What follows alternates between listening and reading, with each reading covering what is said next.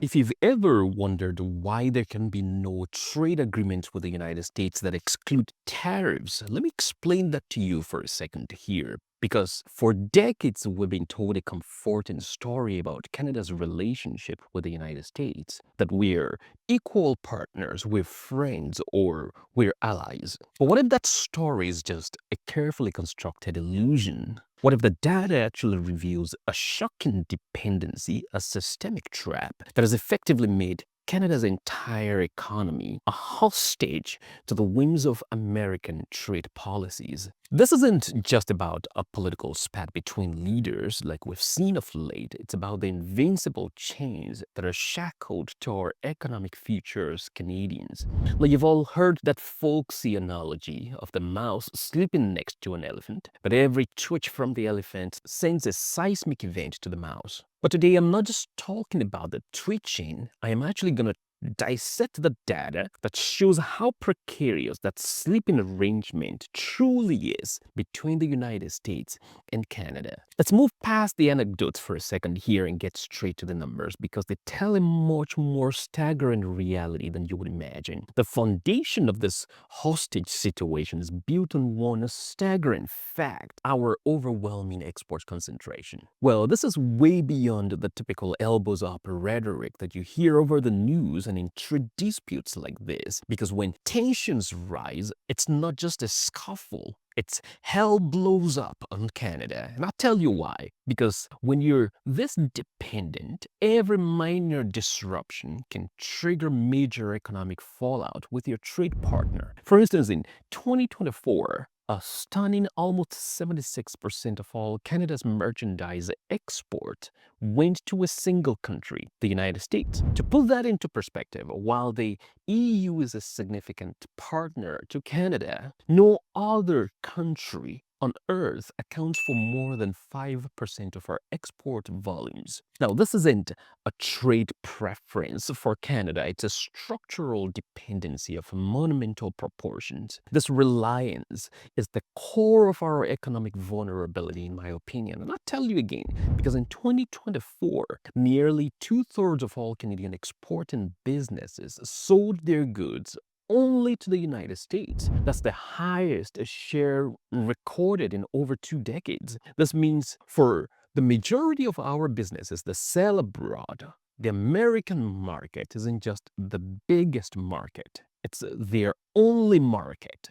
Now, when your entire business model and the jobs you create rely on access to one customer, then you're not a partner, you're a hostage, you're a supplicant. And make no mistakes about this. This trade relationship is not a balanced one at all. Because while we send over 3/4 of our goods down south, the United States is far reliant on us. This asymmetry is the fulcrum of power that the United States leverage upon every time. It gives Washington immense leverage, allowing even the threat of tariffs to send shockwaves through our economy. Think about it again. The recent U.S. tariffs on key Canadian products like steel, like aluminum, and automobiles have already strained our economy here in Canada. It's slowing growth and weakening the labor market. Now, this didn't happen overnight. It's a systemic trap built over decades of geographical convenience and economic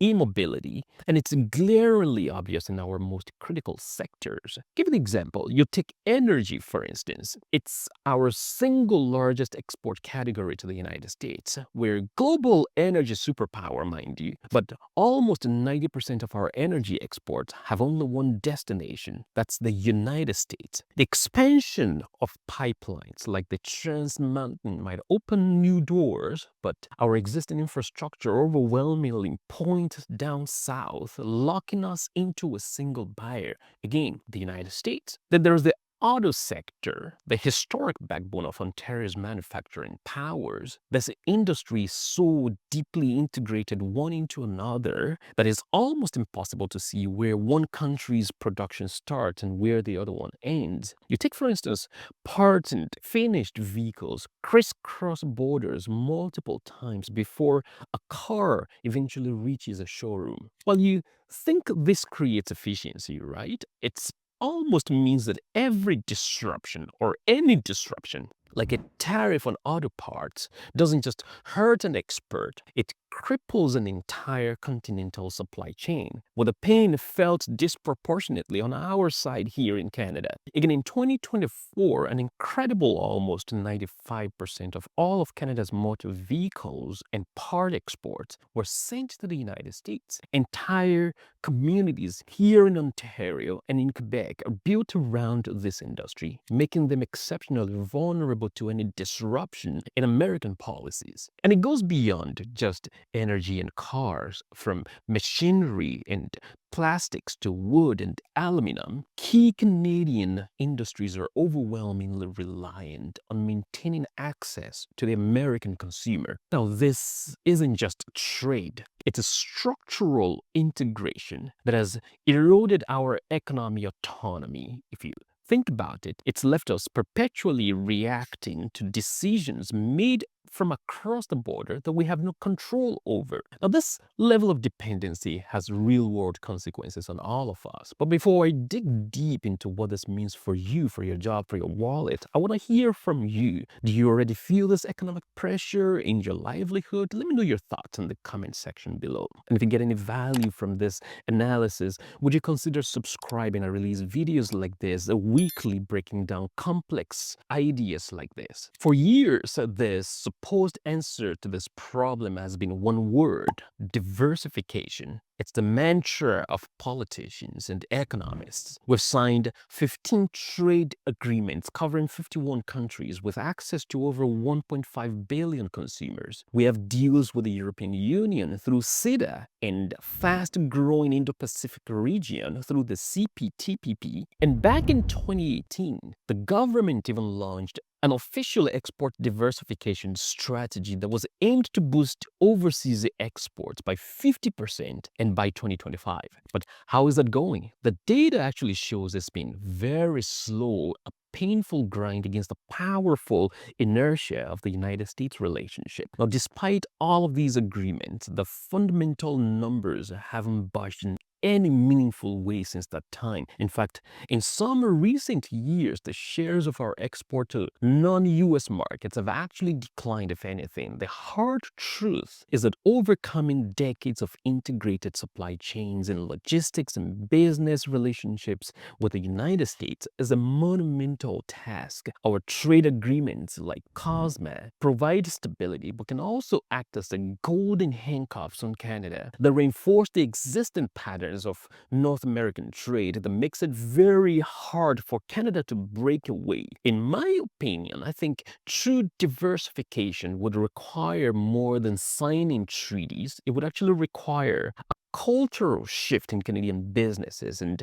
a massive investment in infrastructure that would connect us to the rest of the world, not just to our southern neighbor. And without that, we remain systemically vulnerable, forever at the mercy of the next political shift in Washington, like the one we are having right now between Trump and Mark Carney. And this isn't just some abstract debate. This vulnerability has tangible consequences for the lives of everyday Canadians, people like you and I, because when the United States economy sneezes, Canada catches a cold. But when the U.S. decides to weaponize trade with tariffs, Canada will get a pneumonia instead. The most immediate impact is on jobs, like we've seen of late. Roughly 2 million Canadian jobs are tied to trade with the United States. And when tariffs hit industries like steel, like auto manufacturing, the result is a staggering layoff and production cuts, as we've already seen in Ontario of late. The uncertainty alone is enough to make businesses delay investment and hiring, and is going to cast a chill over the entire economy. Now, the shock is transmitted directly to Canadian communities that households, especially in manufacturing-heavy provinces like Ontario, like Quebec, and energy-producing ones like Alberta as well. This structural weakness means our economic fate is often not in our hands, let's be honest about it. A decision made in the White House can have a more direct impact on a Canadian worker's job security than the one made in Ottawa, actually. So what's the way out of this? Breaking free from this economic hostage situation is perhaps the single greatest challenge facing Canada right now in the 21st century. This isn't about being anti-American. It's not about elbows up rhetoric or buying Canadian like we've seen on the news. Those are empty political gimmicks crafted by clueless minds. It's about being truly pro-Canadian and building a resilient economy that isn't perpetually at risk and reliant on a neighboring country. The path forward, as difficult as it is, must be a renewed, aggressive push for genuine diversification of our economy. And this would mean leveraging our existing trade agreements with Europe, of course, and Asia with real investment and strategic support, not the rejection of Germany or Japan when they come asking for our natural gas and we offer them batteries instead, like we saw over the last decades. It means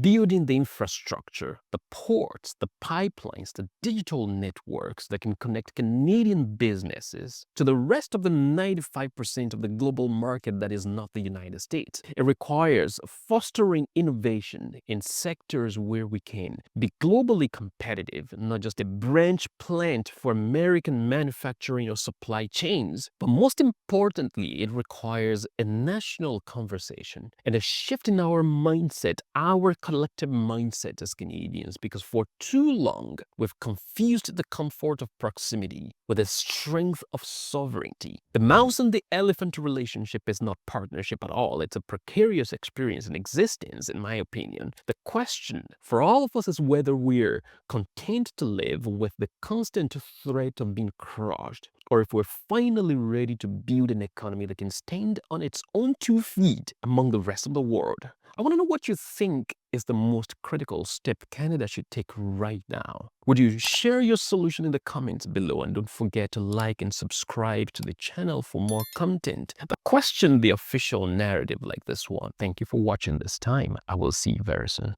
Take care. Bye-bye.